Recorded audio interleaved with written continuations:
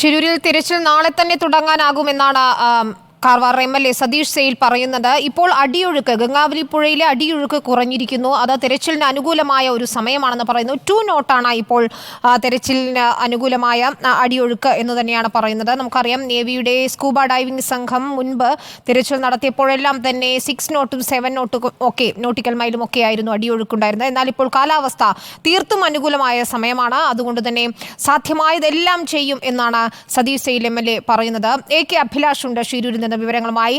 അഭിലാഷ്, വലിയ പ്രതീക്ഷയോടെ തന്നെയാണ് സതീഷ് സെയിൽ ഇത്തരത്തിൽ തിരച്ചിൽ പുനരാരംഭിക്കുന്നതിനെ കുറിച്ച് പറയുന്നത്. ഏറ്റവും പ്രധാനം ഇതിലെ കാലാവസ്ഥ അനുകൂലമാണ്, അടിയൊഴുക്ക് കുറഞ്ഞിരിക്കുന്നു ഗംഗാവലി പുഴയിൽ എന്നത് തന്നെയാണ്. പക്ഷേ നേവിയുടെ സ്കൂബ ഡൈവിംഗ് സംഘം ഉൾപ്പെടെ എത്തേണ്ടതുണ്ട്.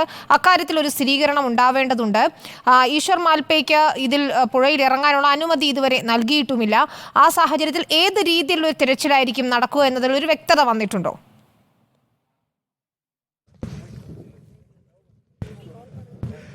തീർച്ചയായിട്ടും ഈശ്വർ മാൽപേ ഇന്ന് ഇവിടേക്ക് എത്തും. അദ്ദേഹം അല്പദൂരത്ത് ഉണ്ട് എന്നാണ് പറയുന്നത്. അദ്ദേഹം ഇവിടെ എത്തിക്കഴിഞ്ഞാൽ തെരച്ചിൽ ഇന്ന് തന്നെ പുനരാരംഭിക്കാൻ കഴിയുമോ എന്നുള്ള സാധ്യതകളാണ് ഇപ്പോൾ പരിശോധിക്കുന്നതെന്ന് കൂടി പറയുന്നു.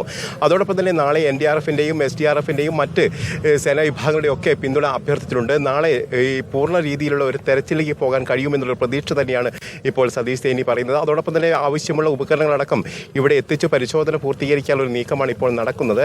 അതോടൊപ്പം തന്നെ നാവികസേനയുടെ ഭാഗത്ത് അത്തരത്തിലുള്ള വിഷയങ്ങളൊന്നും ഇപ്പോൾ നിലവിലില്ല. പ്രത്യേകിച്ച് ഇവിടെ നടക്കുന്ന തെരച്ചിലുകൾ നേരത്തെ സൂചിപ്പിച്ചതുപോലെ തന്നെ നാളെ മുതൽ കൃത്യമായി തന്നെ നടത്താനുള്ള ഒരു നീക്കമാണ് ഇപ്പോൾ നടക്കുന്നത്. അതിന് മുമ്പായി തന്നെ ഈശ്വർ മാൽപേ ഇപ്പോൾ അല്പസമയങ്ങൾക്കകം തന്നെ ഇവിടെ എത്തും.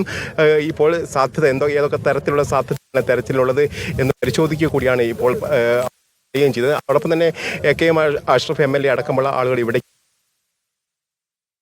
തന്നെ ലഭിക്കുമെന്നാണ് നമുക്ക് കരുതുന്നത്. അഭിലാഷ്, നമുക്ക് AK അഷ്റഫ് ഉണ്ട്, അവിടെ അർജുൻ്റെ ബന്ധു ജിതിനുണ്ട്, ലോറി ഉടമ മനാഫ് ഉൾപ്പെടെയുള്ളവർ അവിടെയുണ്ട്. ഏത് രീതിയിൽ തിരച്ചിൽ നടത്തണം എന്നതിനെക്കുറിച്ച് അവർ സംസാരിക്കുകയായിരിക്കണം. AK അഷ്റഫ് ഉൾപ്പെടെയുള്ളവരുടെ പ്രതികരണങ്ങൾ കൂടി നമുക്ക് തേടാമെന്ന് തോന്നുന്നു. ഏതായാലും നാളെ തന്നെ തിരച്ചിൽ തുടങ്ങാനാകുമെന്നൊരു പ്രതീക്ഷയാണ് പങ്കുവയ്ക്കുന്നത് അവരെല്ലാം തന്നെ. ഏത് രീതിയിലായിരിക്കും നേവിയുടെ സംഘം എത്തുമോ എന്നുൾപ്പെടെയുള്ള കാര്യങ്ങൾ അറിയേണ്ടതുണ്ട്. ഈശ്വർ മാൽപേയും സംഘവും അവിടെ എത്തിച്ചേരുമെന്നാണ് കാർവാർ MLA തന്നെ ഇപ്പോൾ അറിയിക്കുകയും ചെയ്യുന്നത്. തത്സമയ ദൃശ്യങ്ങളാണ് പ്രേക്ഷകർ കാണുന്നത്. ഇപ്പോൾ AK